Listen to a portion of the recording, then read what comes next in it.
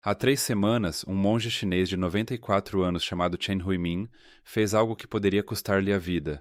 Depois de 6 décadas de silêncio, ele finalmente revelou o que está escrito nos textos proibidos escondidos sob seu mosteiro na província de Qinghai.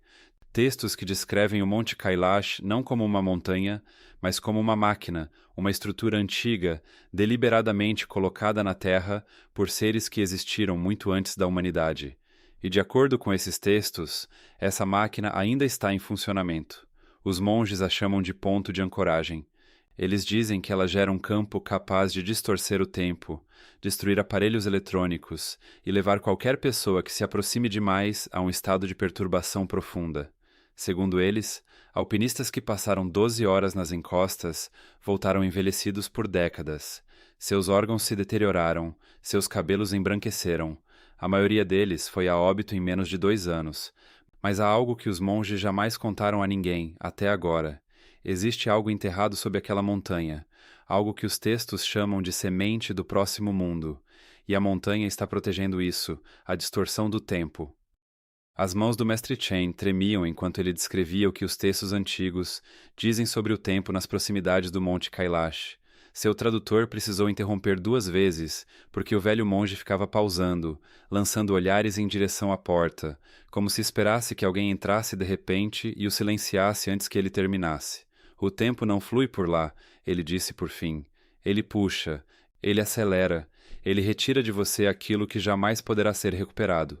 Os monges sabem disso há séculos, mas foi uma expedição científica russa em 1999 que produziu o primeiro relato ocidental documentado que pareceu confirmar tal fenômeno. A expedição foi liderada pelo Dr. Yuri Vulov, um pesquisador experiente com 2 décadas dedicadas à medicina em altitudes extremas. Nada o abalava facilmente. Ele havia passado sua carreira em alguns dos ambientes mais hostis do planeta. Mas o que ele encontrou naquele dia o fez abandonar completamente a expedição e deixar a região às pressas. Um grupo de alpinistas siberianos havia retornado das encostas de Kailash após 12 horas. Eles voltaram aparentando ter envelhecido 20 anos. Cabelos que antes eram escuros estavam repletos de grisalho. As barbas haviam crescido semanas a mais do que seria fisicamente possível. As unhas se estendiam bem além das pontas dos dedos. Seus rostos apresentavam rugas profundas, pele flácida e aquele aspecto vazio de homens que haviam passado por algo que os havia transformado de maneira irreversível. Volkov registrou tudo em um diário particular, publicado somente após sua morte. Ele escreveu que os olhos deles eram o que mais perturbava, não assustados, mas vazios, como se tivessem visto algo que apagou uma parte de quem eles eram.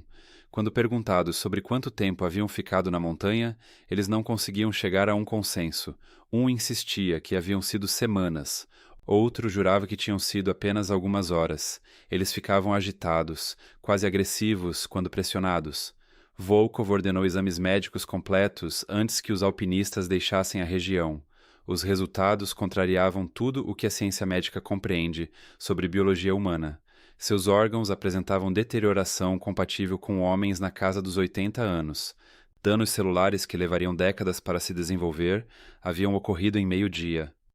Os marcadores sanguíneos indicavam um estresse biológico extremo, como se os corpos daqueles homens tivessem envelhecido anos em uma única tarde. Em menos de 2 anos, cada um desses alpinistas havia morrido. Falência cardíaca, colapso de órgãos, condições que simplesmente não acontecem com homens saudáveis na casa dos 30 anos. O único fator comum ligando todos eles eram aquelas 12 horas no Monte Kailash. O que torna isso medicamente relevante é o conceito de encurtamento acelerado dos telômeros. Os telômeros são as tampas protetoras dos cromossomos, que se encurtam naturalmente com o passar dos anos. Situações de estresse físico e psicológico intenso podem acelerar esse processo, mas a taxa de deterioração descrita nas anotações do exame de Volkov sugere uma compressão do processo de envelhecimento sem nenhum precedente na literatura científica revisada por especialistas. Os monges não demonstraram surpresa alguma. Eles vinham documentando esse fenômeno há mais de 1000 anos. Segundo o mestre Chen, os textos antigos descrevem especificamente uma zona de influência que se estende por 15 quilômetros a partir do cume em todas as direções. Dentro desse limite, as regras físicas normais se dissolvem, o tempo se comprime, os corpos envelhecem, e algo observa para ver o quanto uma pessoa consegue suportar antes de se romper. Aqui está o detalhe que aprofunda ainda mais tudo isso. Peregrinos percorrem circuitos rituais ao redor de Kiesh há milhares de anos, acreditando que cada volta completa paga o karma negativo acumulado. A rota de peregrinação padrão, conhecida como Kora, cobre 52 quilômetros a uma altitude superior a 5.000 metros. Budistas tibetanos, hindus, jainistas e praticantes do bom a percorrem. O que quase nenhum deles percebe é que os textos antigos descrevem essa prática não em termos metafóricos, mas literais. Caminhe o circuito e o tempo muda de forma mensurável. Aproxime-se do cume e o tempo se acelera de maneira violenta. A montanha não simplesmente faz você envelhecer. Ela toma algo que não pode ser recuperado. Horas, anos, futuros que pertencem a você, e ela não pede permissão. O pico inalcançável. Ninguém jamais chegou ao cume do Monte Kiesh. Nem uma única pessoa. Em toda essa história humana registrada. Não é porque as pessoas não tentaram. É porque a montanha simplesmente não permite. Kiesh se ergue a 6.638 metros, o que pelos padrões do Himalaia o torna um desafio técnico administrável. Dezenas de picos de altura semelhante foram escalados repetidas vezes. Alguns se tornaram expedições comerciais de rotina. Kiesh nunca foi conquistado. O governo chinês, que controla o acesso à região autônoma do Tibete, onde Kiesh está localizado, proibiu tentativas de alcançar o cume desde os anos 80, citando oficialmente o respeito pela sua importância religiosa. Mas a proibição veio após décadas de tentativas fracassadas e relatos profundamente perturbadores daqueles que ousaram tentar. O alpinista britânico Hugh Rutledge foi um dos primeiros ocidentais a documentar formalmente esse fenômeno. Em 1926, ele passou 3 semanas estudando Kiesh por todos os ângulos de aproximação possíveis. Rutledge era um veterano dos picos mais perigosos do Himalaia, um homem que havia encarado situações extremas em encostas geladas sem jamais recuar. Ele é talvez mais reconhecido pelo papel que desempenhou posteriormente como líder da expedição ao Everest, de 1933, que chegou mais perto do cume do que qualquer tentativa anterior. Um homem, em outras palavras, que compreendia os perigos das montanhas em nível profissional. Após 3 semanas observando Kiesh, Rutledge recolheu seu equipamento e declarou a montanha absolutamente impossível de ser escalada. Suas anotações de expedição revelaram algo perturbador. Ele não apontou as condições de gelo ou a dificuldade técnica como o principal obstáculo. Escreveu sobre uma sensação, uma pressão que se acumulava em seu peito à medida que se aproximava, uma certeza avassaladora de que a montanha estava consciente de sua presença e não o queria ali. Seus guias se recusaram a continuar. 3 deles tiveram pesadelos tão intensos que acordavam aos gritos, arranhando os próprios rostos. O próprio Rutledge admitiu que partir pareceu menos uma retirada e mais como se estivesse sendo autorizado a escapar. Esse padrão se repetiu por décadas. Em 2001, uma equipe espanhola de alpinismo conquistou uma das autorizações mais raras na história do montanhismo. Uma permissão oficial do governo chinês para tentar alcançar o cume de Kiesh. Eram escaladores de elite, veteranos do Everest e do K2, homens que haviam superado cada desafio técnico que o Himalaia poderia oferecer. Nunca chegaram a passar do acampamento base. Membros da equipe relataram alucinações repentinas, visões de entes queridos em situações terríveis, da terra se abrindo sob seus pés, de formas se movendo no canto do olho que desapareciam quando tentavam olhar diretamente, náuseas paralisantes que surgiam sem aviso e desapareciam com a mesma rapidez. E mais inquietante ainda, uma experiência psicológica compartilhada que eles tinham dificuldade em expressar com palavras. Uma certeza profunda e absoluta de que seguir em frente resultaria em algo pior do que a própria morte. O alpinista russo Sergei Tisyakov descreveu sua experiência em uma entrevista posteriormente suprimida pelas autoridades locais. Ele estava visivelmente abalado ao falar, fumando cigarro atrás de cigarro, recusando-se a encarar a câmera. Seu tradutor disse que Tisyakov não dormia direito havia meses. Ele mencionou o mal de altitude, sim, mas afirmou que aquilo era diferente. Seu coração disparava sem motivo aparente. Um único pensamento se repetia em sua mente sem parar. Você não pertence aqui. Não era um pensamento seu. Vinha de fora, da própria montanha. Ele sentia aquilo se pressionar contra sua mente como uma mão sobre o crânio. No instante em que decidiu recuar, todos os sintomas desapareceram. Disse que foi como ser solto de um aperto, do qual nem havia percebido que estava sendo segurado. Um alívio tão intenso tomou conta dele que chegou às lágrimas. Vale mencionar o que os psicólogos chamam esse fenômeno. Alucinações coletivas em condições de estresse fisiológico extremo são documentadas. Mas o que distingue os relatos de Kyash é sua consistência entre grupos culturais distintos, barreiras linguísticas e décadas de testemunhos independentes. Pessoas da Espanha, Rússia, Alemanha, Japão e diversas comunidades himalaianas descreveram experiências que se sobrepõem de maneiras específicas e verificáveis. Essa consistência entre culturas diferentes é o que torna o fenômeno impossível de ignorar, como simples medo das montanhas ou psicose por altitude. Os textos antigos descrevem isso com termos precisos. Eles o chamam de campo da rejeição. Uma energia que não ataca os intrusos, mas identifica a fraqueza em cada mente individual e a amplifica até que a retirada se torna a única saída. Os monges não interpretam isso como algo hostil, eles interpretam como algo protetor. A montanha não está tentando te prejudicar, ela está garantindo que você vá embora antes de descobrir o que está guardando. As falhas nas máquinas. Bússolas enlouquecem perto do Monte Kyash. Numa paisagem onde os pontos de referência se repetem, o clima muda sem aviso e cada crista parece idêntica à anterior. Perder sua bússola não é um inconveniente, é uma sentença de morte. Alpinistas documentaram esse fenômeno por décadas. Uma expedição alemã em 2015 trouxe 6 bússolas de 3 fabricantes diferentes. Todas as 6 pararam de funcionar ao mesmo tempo, a menos de 8 quilômetros do pico. O líder da expedição, um ex-navegador militar com mais de 20 anos de experiência profissional, descreveu ter observado a agulha girando em perfeita sincronia em todos os 6 aparelhos, como se respondessem ao mesmo sinal invisível. As anomalias magnéticas ao redor de Kyash foram parcialmente confirmadas por dados de satélite. O Instituto Indiano de Geomagnetismo identificou perturbações magnéticas localizadas na região mais ampla do Planalto tibetano, que ainda permanecem mal compreendidas.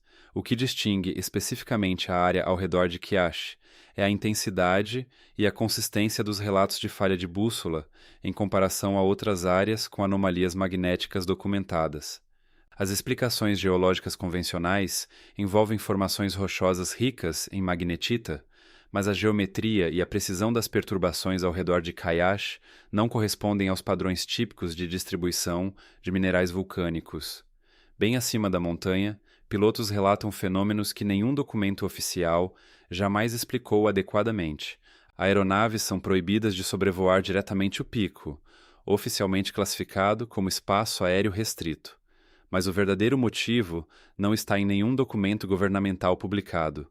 Pilotos que voaram perto da região descrevem instrumentos fornecendo leituras contraditórias ao mesmo tempo, altímetros exibindo números impossíveis, indicadores de direção girando ao contrário, perda total e repentina de sinal que durou exatamente o tempo em que estavam mais próximos do pico. Turbulência surgindo do nada em condições de céu completamente limpo, não aquela construção gradual que os pilotos antecipam, mas um tremor violento e instantâneo que cessou tão abruptamente quanto começou. Aeronaves modernas são construídas com sistemas redundantes, especificamente projetados para evitar múltiplas falhas simultâneas. Perto de Kyash, esses sistemas redundantes falham mesmo assim. Um piloto comercial que pediu anonimato disse que já voou nessa rota regional dezenas de vezes. Em cada voo, algo dá errado de uma forma que não deveria ser possível. Ele e seu copiloto não falam sobre isso. Ninguém mais fala também, mas todos sabem. As imagens de drones acrescentaram mais uma camada de evidências. Equipes de documentaristas tentaram enviar veículos não tripulados pelas encostas, na esperança de capturar imagens aéreas do cume que nenhum olho humano jamais viu lá de cima. A maioria nunca chegou longe. Alguns perderam o sinal e caíram do céu como pedras. Outros trouxeram de volta imagens corrompidas, distorcidas, como se algo tivesse interferido no próprio fluxo de dados. Os engenheiros examinaram esses equipamentos depois e não encontraram nenhum dano físico, nenhum circuito queimado, nenhuma falha mecânica, nenhuma explicação para o motivo pelo qual a máquina simplesmente parou de funcionar. Elas simplesmente deixaram de operar dentro do alcance da montanha e voltaram a funcionar normalmente assim que foram retiradas da área. Mestre Chen assentiu com a cabeça quando esses relatos foram descritos a ele. Os textos já previam isso. Ele disse: "O ponto de ancoragem gera um campo que rejeita o que é artificial. Suas máquinas não são bem-vindas ali. Vocês também não são." E os monges afirmam que as falhas tecnológicas não são aleatórias, elas são direcionadas. A montanha identifica aquilo em que os seres humanos dependem para se sentir no controle e o desativa sistematicamente. Primeiro a navegação, depois a comunicação, depois os próprios equipamentos. Quando os alpinistas percebem completamente o que está acontecendo, já estão desorientados, isolados e lutando contra um impulso avassalador de fugir. Os dois lagos. Dois lagos ficam na base do Monte Kiesh, separados por uma estreita faixa de terra com aproximadamente 3 quilômetros de largura. Eles não poderiam ser mais diferentes um do outro. O lago Manissaravar é perfeitamente tranquilo. Suas águas doces formam um espelho liso, mesmo quando o vento uiva pelo planalto tibetano nas altitudes. A 4.590 metros acima do nível do mar, quando todos os outros corpos d'água da região se congelam durante o inverno, a superfície do Manassar permanece aberta, calma e reflexiva, de um jeito que impressiona todos que a veem, parecendo quase artificial em sua serenidade. Ao lado dele está o Rakshastal, salino, agitado, com suas águas em movimento constante, como se algo sob a superfície se recusasse a ficar parado. Nenhum peixe vive no Rakshastal. O Manassar sustenta a vida aquática. O contraste entre eles é tão marcante que viajantes que encontram os dois no mesmo dia frequentemente descrevem a sensação de atravessar duas realidades fundamentalmente distintas. A explicação geológica para essa diferença envolve os diferentes padrões de entrada e drenagem dos lagos. O Manissaravar recebe um volume significativo de água de degelo glacial das encostas sul do Kailasha, enquanto a química do Rakshastal é determinada por diferentes aportes minerais.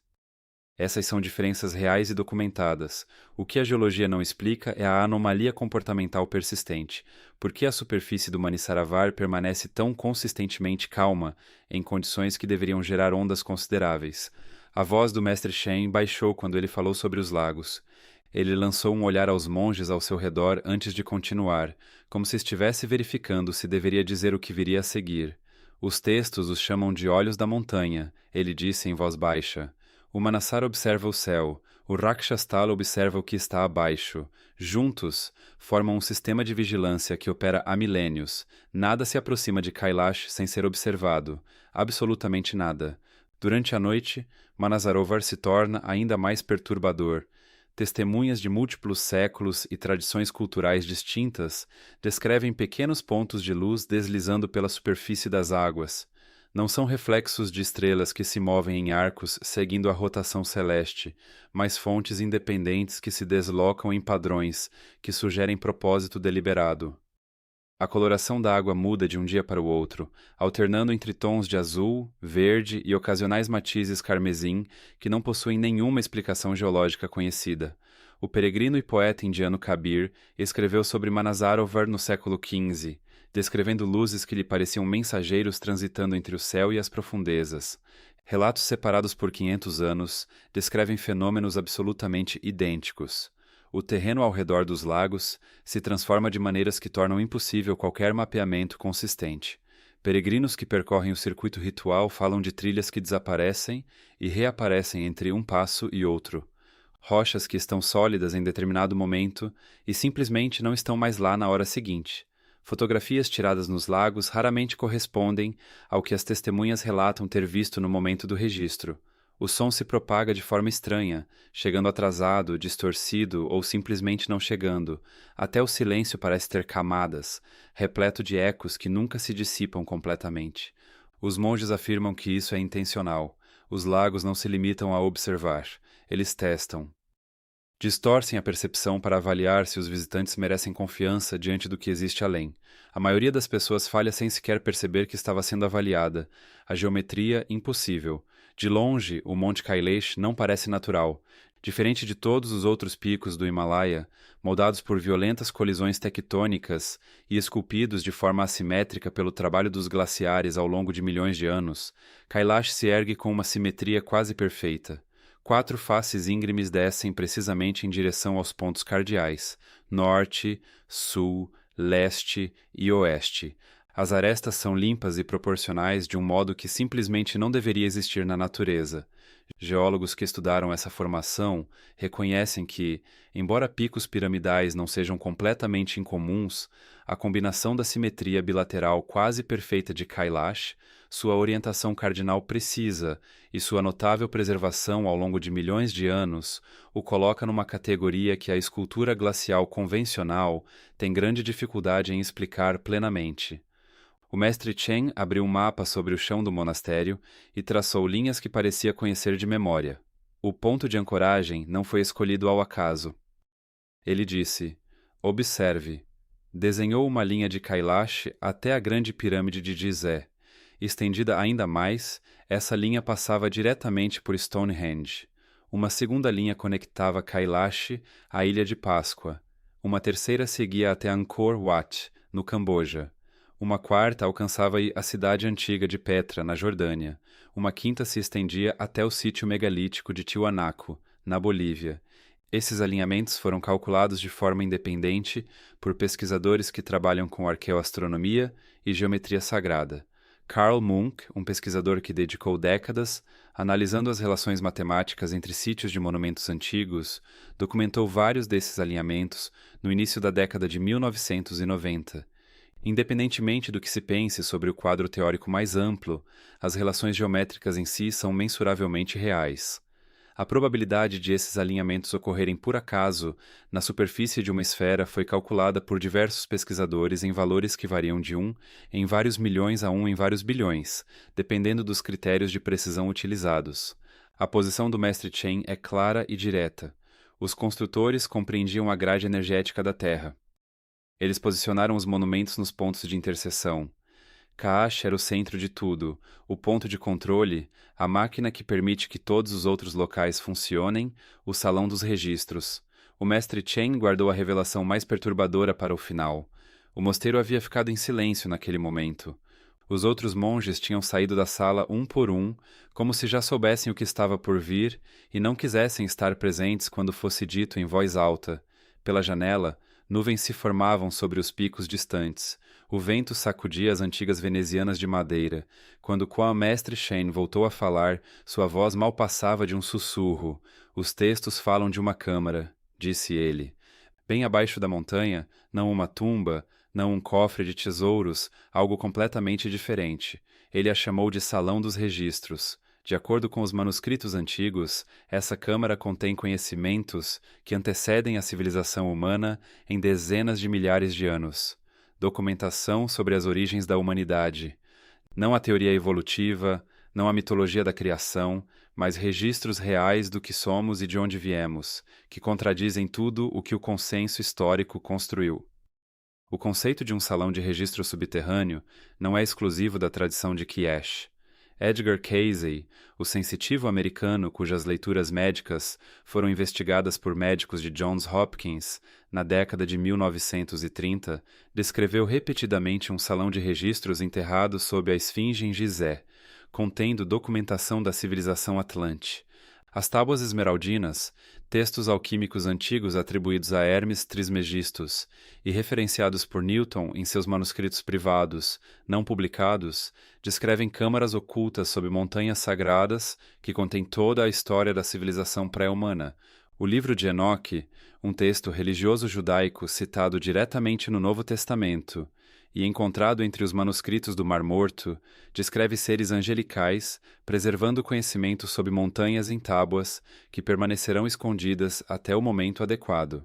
O mestre Chen não está sozinho naquilo que os textos sob seu mosteiro afirmam. De acordo com os manuscritos de Kailash, essa câmara contém informações sobre capacidades e histórias que foram deliberadamente suprimidas. E o mais perturbador de tudo, descrições detalhadas do que está por vir. Eventos que os textos chamam de a virada, uma transformação da existência humana tão completa que o mundo que a segue será irreconhecível em relação ao mundo que a precedeu. Os textos a chamam de a semente do próximo mundo. O mestre Shen disse que não compreende completamente o significado dessa expressão, mas os textos são claros ao afirmar que esse conhecimento ainda não é destinado à humanidade. Cada defesa que a montanha utiliza, cada fenômeno que confundiu, envelheceu, aterrorizou e levou ao fim aqueles que se aproximaram, tudo isso existe para garantir que o salão dos registros permaneça selado até que o momento adequado chegue. Fizemos a pergunta inevitável: quando esse momento chegaria, como a humanidade saberia que estava pronta? A expressão do mestre Chen mudou. Pela primeira vez em toda a conversa, algo que parecia um medo genuíno atravessou seu rosto. Suas mãos apertaram a borda da mesa. Não seremos nós a escolher, disse ele em voz baixa. A montanha escolherá, sempre foi assim. Tudo está conectado. Para 4 grandes religiões mundiais, o Monte Kailash representa o centro do universo. Os hindus acreditam que Shiva permanece em meditação eterna em seu cume, e a montanha é identificada com o Monte Meu, o eixo cósmico em torno do qual toda a criação gira. O Rig Veda, um dos textos religiosos mais antigos que existem, faz referência a Meu como o ponto de origem de toda a criação. Os budistas tibetanos identificam Kailash como o mandala de Chakrasambhara, uma divindade associada aos estados mais elevados de consciência iluminada. Os jainistas o consideram o local onde seu primeiro Tirthankara, Rishabhadeva, alcançou a libertação. A religião Bon, tradição espiritual indígena do Tibete, que antecede o budismo por milhares de anos, considera Kailash o trono de todo o poder espiritual no mundo conhecido. 4 tradições completamente distintas, enraizadas em culturas e línguas separadas, desenvolvidas de forma independente ao longo de milênios, chegaram à mesma conclusão sobre a mesma montanha. Esse grau de convergência entre tradições sem relação entre si é algo que os arqueólogos especialistas em distribuição de sítios sagrados levam a sério como evidência de uma compreensão ancestral compartilhada. 4 dos maiores rios da Ásia têm sua origem na região que circunda Kailash: o Indo, o Sutlej, o Brahmaputra e o Karnali. Juntos, esses rios sustentam quase metade do abastecimento de água da humanidade. O Indo, sozinho, abastece aproximadamente 300 milhões de pessoas no Paquistão, na Índia e no Afeganistão. A bacia do Brahmaputra abriga um dos ecossistemas fluviais mais biodiversos do planeta. Os monges dizem que isso não é coincidência geográfica. A montanha foi posicionada no ponto hidrológico central do continente de forma deliberada, alimentando a vida por todo o planeta enquanto guarda, em suas profundezas, o conhecimento capaz de transformá-la completamente.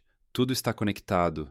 As distorções temporais que envelhecem alpinistas em décadas, o campo psicológico que reduz montanhistas de elite a figuras tomadas por tremores incontroláveis, as falhas tecnológicas que eliminam cada ferramenta de navegação da qual os seres humanos dependem, os 2 lagos que observam tudo o que se aproxima, a geometria impossível que sugere uma construção deliberada em vez de um acidente geológico, o alinhamento com Gizeh, Stonehenge, a Ilha de Páscoa, Angkor e Petra.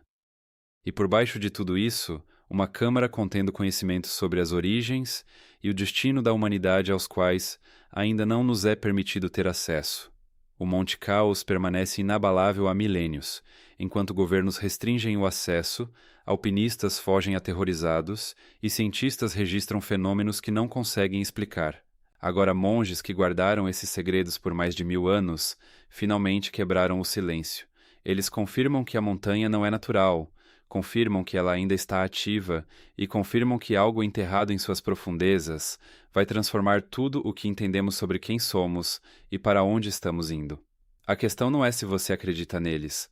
A questão é o que acontece quando a montanha decidir que a humanidade finalmente está pronta. Deixa sua resposta nos comentários agora mesmo. E se esse vídeo te prendeu até o final, manda um like e se inscreve já no canal. Vamos mergulhar ainda mais fundo em conhecimentos proibidos que as fontes convencionais jamais vão tocar. O próximo vídeo revela o que descobrimos ao investigar os alinhamentos geométricos que o mestre Chen nos mostrou, e os resultados surpreenderam até a nós mesmos.